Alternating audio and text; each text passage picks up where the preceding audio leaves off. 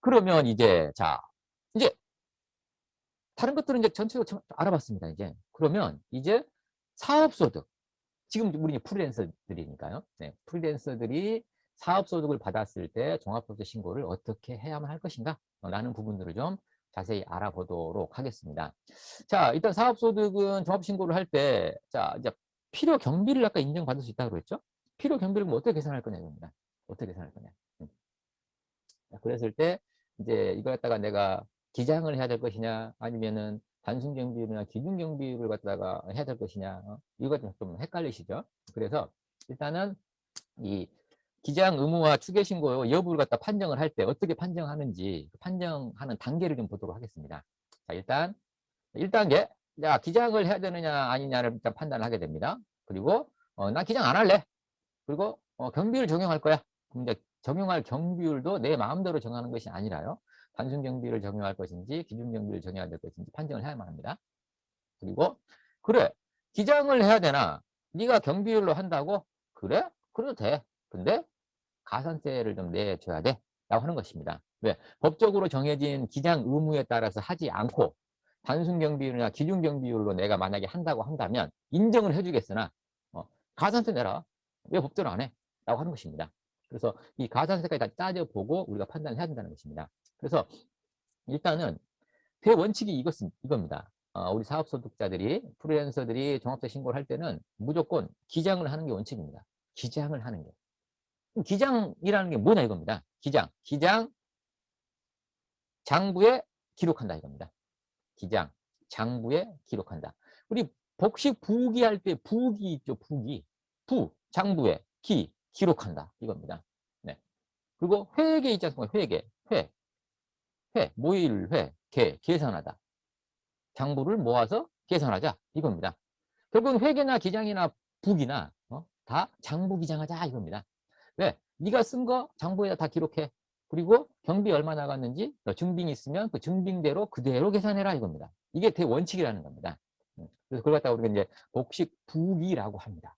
복식부기라고 하는데 근데 복식부기라는 말이 무슨 말이냐? 이따가 잠깐 보겠습니다만 어떤 건지 보겠습니다만 요거는 차변, 대변 뭐 이거 다 계산해서 무슨 합계잔액 시산표를 만들어서 분계한 다음에 합계잔액 시산표 만들어서 이거 갖다가 다시 재무상태표를 만들고 손익계산서를 만들고 그다음에 뭐 이익잉여금 처분 계산서를 만들고 이런 것들이 복식부기입니다.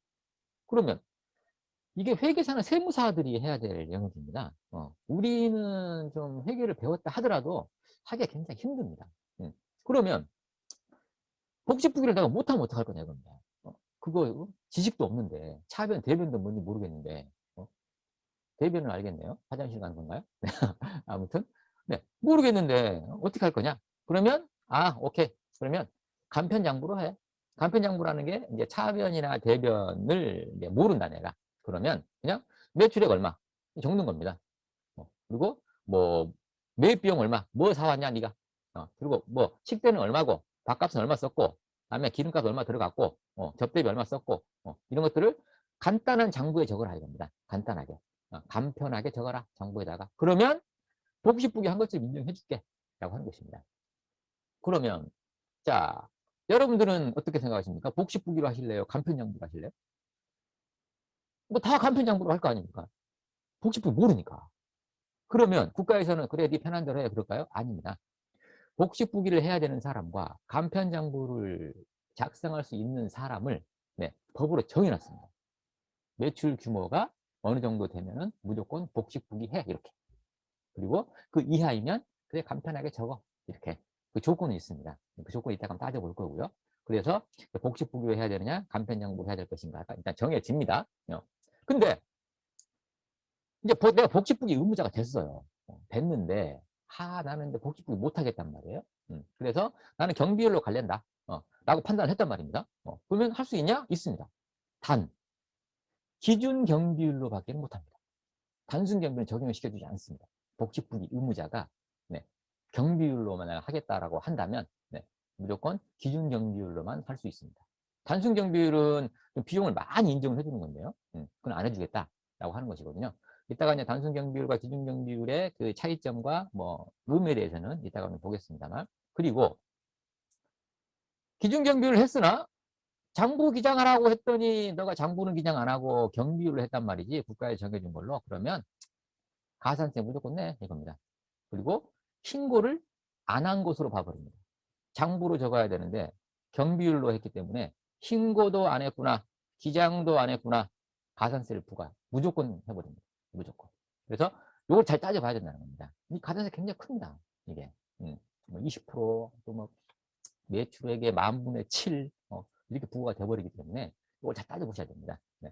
그 다음에 이제 간편장부 대상자로 내가 할 수 있다. 근데 또 간편장부는 못 적겠단 말이에요. 그럴 경우에 또 간편장부를 적을 수는 있으나 쓴 비용이 별로 많지 않아. 저도 어디 가서 뭐 강의 나가는데 뭐 비용 들어가는 게 없지 않습니까? 솔직히 식대 아니면 거기 가서 뭐 자야 된다 그러면 숙박비, 그다음에 뭐 기름값 정도, 네, 그다음에 톨게이트비 이 정도거든요. 그게 얼마나 되냐는 것이죠. 네네. 그게 국가에서 인정해주는 뭐 한 3, 40%, 55, 60%가 되냐? 안 된다는 겁니다. 그래서 간편장부 대상자도 나 경비율로 할래? 라고 했을 경우에 자, 단순 경비율과 기준 경비율을 선택할 수가 있습니다. 단순 경비율은 여기 이제 보험 설계사도 있으신 것 같으시니까요. 보험 설계사분들 같은 경우에는 단순 경비율을 거의 한 80% 인정해줘 버립니다. 78% 정도. 네. 그리고 기준 경비율은 뭐 이 다른 내가 실제적으로 그 장부에 기장을 할 때 필요한 증빙서류가 있어서 인정받을 수 있는 것, 주요 경비라든가 인건비라든가 임차료 같은 게 있으면 이런 걸 인정을 받고요. 다음에 나머지 비용들은 기준 경비율로 인정받을 수가 있는데 이게 한 30%밖에 안 됩니다. 단순 경비율은 78%, 기준 경비는 30%. 근데 보험 설계 하시는 분들은 임차료라든가 인건비 같은 게 거의 없습니다. 매입비용 같은 거 그것도 거의 없어요. 네. 뭐 컴퓨터 사거나 이럴 경우에 적용이 될 텐데 그것도 인정 못 받을 가능성이 크고요. 네. 왜? 사업용으로 쓰는 거냐? 많은 것들이 또 증빙이 돼야 되기 때문에요.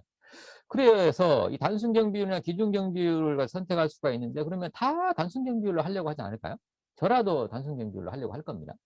그러면 국가에서 그래 너 해라 그럴까요? 아닙니다. 단순 경비율로 할 거냐 기준 경비율로 할 거냐라는 것도 정해놨단 말이에요. 네 얼마 벌어? 너는 기준 경비율로 가. 너는 단순 경비율로 그래 해줄게. 이렇게 법적으로 정해놨다 이겁니다. 법적으로 정해놨고요. 그리고 그러면 간편정부로 기장을 해야 됨에도 불구하고 경비율로 갔을 때 가산세는 어떻게 되는 것이냐? 네. 이거는 무조건 부과되는 게 아니라 기장을 안 했기 때문에 가산세를 물어야 되는지 가산세를 안 물어도 되는지를 판단하셔야 됩니다. 왜? 간편정부 대상자는 좀 소득이 좀 적으신 분들에 대해서 적용을 해주는 거기 때문에 뭐 직장연도 소득이 4,800만 원 이하라든가 이런 분들은 기장을 안 하고 단순 경비율로 간다 하더라도 가산세가 없습니다. 4,800이 넘어갔어요? 가산세가 나와요. 이따가 이건 자세히 볼 겁니다. 네. 그래서 부과 여부를 판정해야 된다 라고 하는 것입니다. 그래서 이 절차대로 일단 복지부기와 간편정부 대상자 이걸 따진다. 따지고 나서 그 복지부기 의무자는 경비율을 적용할 수 있으나 기준 경비율밖에 안 되고 무조건 가산세가 부과된다. 그래서 복지부기 의무자 같은 경우에는 무조건 기장을 하시는 게 유리하다고 생각이 듭니다. 간편정부 대상자 같은 경우에는 단순 경비나 기준 경비를 할 수 있으나 이건 조건이 있다. 사업 소득 금액에 따라 달라진다. 그리고 가산세가 부과될 것이냐 아니냐는 따져봐야 된다. 이렇게 간다는 겁니다. 그래서 일단은 여기 지금 순서 좀 알아볼게요. 기장 의무 판단, 복지부기 의무자, 간편장부 대상자가 어떤 기준으로 나누어지는지 일단 알아보고요. 그다음에 경비율을 할 때는 어떤 기준에 따라서 단순 경비와 기준 경비로 나눠지고 계산은 어떻게 하는 것인지 하는 것들을 차례대로 알아보도록 하겠습니다.